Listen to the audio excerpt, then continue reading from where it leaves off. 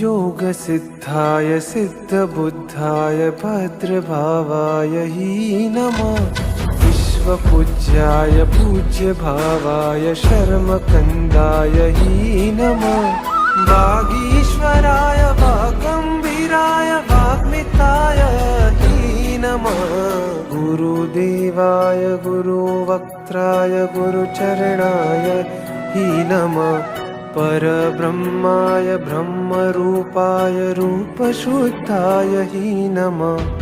गुरुदेवाय गुरुवक्त्राय गुरुचरणाय हि नमः।